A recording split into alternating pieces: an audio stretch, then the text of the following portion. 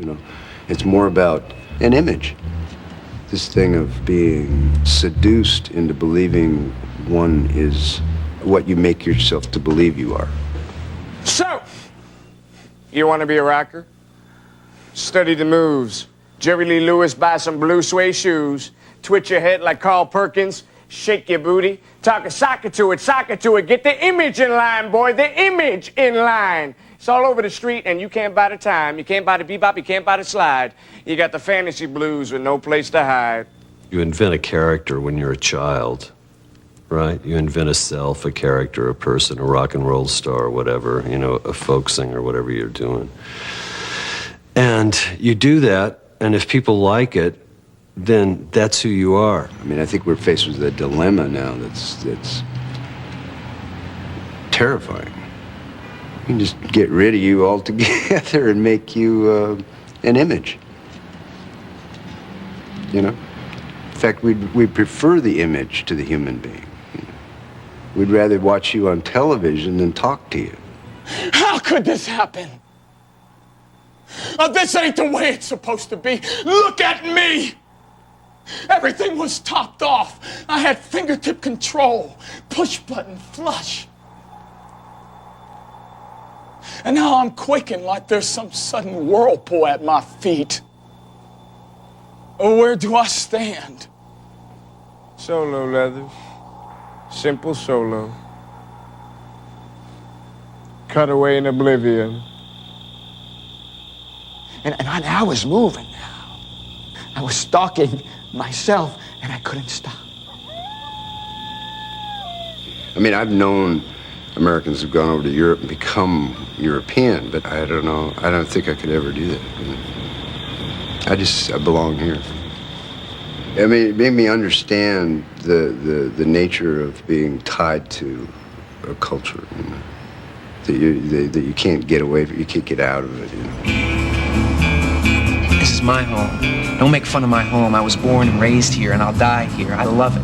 That's something you can't understand. I love the foothills and the drive-in movies and the bowling alleys and the football games and the drag races and the girls and the donut shop and the high school and the junior college and the freeway and the pool hall and the miniature golf course and the lookout point and the YMCA and the glee club and the basketball games and the sock hop and the graduation and the prom and the cafeteria and the principal's office and the chemistry class and the county fair and peanut butter and jelly sandwiches and the high school band and going steady and KFWB and the white bucks and pegger pants and argyle socks and madras shorts and going to the beach and getting drunk and swearing and reading dirty books and smoking in the men's room and setting off cherry bombs and fixing up my car and my mom.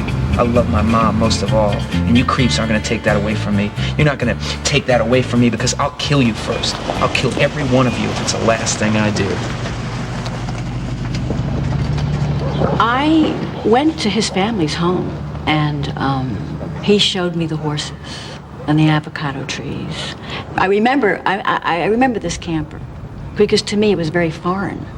It was a very foreign world. And I met his mother and I met his father. He had a lovely mother, Jane. But I do know that the father figure in Sam's life was a great sadness for him. Certainly in the younger years, it was really full of strife and sadness and pain.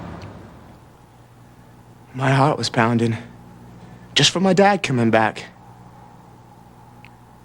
Then I heard him pull the brake. Lights go off, keys turned off, then a long silence. Him just sitting there in the car, just sitting. Why is he waiting to get out? He's plastered and can't move. He's plastered and doesn't want to move. It suddenly occurred to me that I was maybe avoiding a territory that I needed to investigate, which is the family. You know? And I avoided it for quite a while because to me there was a danger in. I was a little afraid of it, you know, particularly around my old man, you know, and all of that emotional territory, you know. I didn't really want to tiptoe in there, and then I thought, well, maybe I better. So I guess it started with curse. Then I heard the door of the Packard open, a pop of metal, dogs barking down the road. Door slams, feet, paper bag being tucked under one arm, paper bag covered in tiger rose. Feet coming, feet walking towards the door, feet stopping, heart pounding, sound of door not opening, Foot kicking door. Man's voice. Dad's voice. Dad calling Mom. No answer. Foot kicking harder, wood splitting. Man's voice in the night. Foot kicking hard through door. One foot right through door. Bottle crashing, glass breaking. Fist through door. Man cursing, man going insane. Feet and hands tearing, head smashing. Man yelling, shoulder smashing. Whole body crashing. Woman screaming. Mom screaming for police. Man throwing wood. Man throwing up. Mom calling cops. Dad crashing away. Back down driveway. Car door slamming. Wheel screaming. First gear grinding. Wheel screaming off downhill. Packard disappearing. Sound disappearing. No sound. Mom crying soft. Soft crying. I grew up in this World War II world where the women were continually trying to heal up the men, you know, and suffering horribly behind it. Now, I don't know why that came about, but I have a strong feeling it had to do with World War II. That these men returned from this heroic victory of one kind or another and entered this Eisenhower age and were devastated in some basic way. You know, I mean, almost all those men that were of my father's generation seemed like they were devastated in a way that's mysterious still. 1943, the Office of War Mobilization was invented. My dad is dropping bombs on Italy. I'm born without a clue. 1943. There's a little motor court on the outskirts of Mountain Home, Idaho. Through some secret code system my father's worked out on postcards with my mother, she deciphers the exact room number and time to meet him. No bomber pilot is supposed to reveal his itinerary to even the closest blood relative. 1943. He'd be so nice to come home to. Don't get around much anymore. Coming in on a wing and a prayer. 1943. My father is having a nightmare on one of the twin beds in the bungalow of the motor court in Mountain Home, Idaho. I'm sleeping in the bottom drawer of the dresser that's been pulled out on a throw rug. My mother is quietly taking a shower. My father is seeing bombs raining on Italy. He sees the hand-painted cartoon faces on these bombs falling away. He sees his own white hand stretching out of the cockpit window, desperately clutching, trying to catch these painted monster cartoon creatures before they smash the blank face of Italy. 1943. God is my co-pilot hits the bestseller list. I'm born without a clue. There was a trauma that was mysterious, and the women didn't understand it, and the men didn't understand it. So the medicine was booze, for the most part, booze. You recognize poison, right? You recognize it when you see it? Yeah.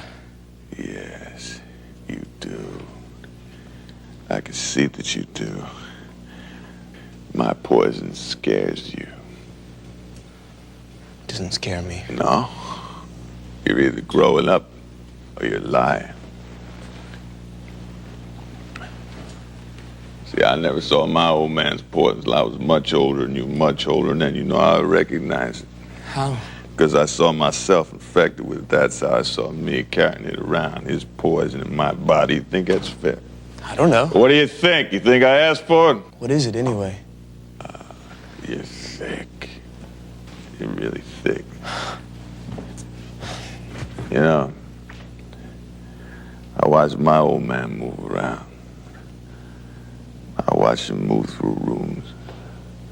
Watch him keep out of the way of things.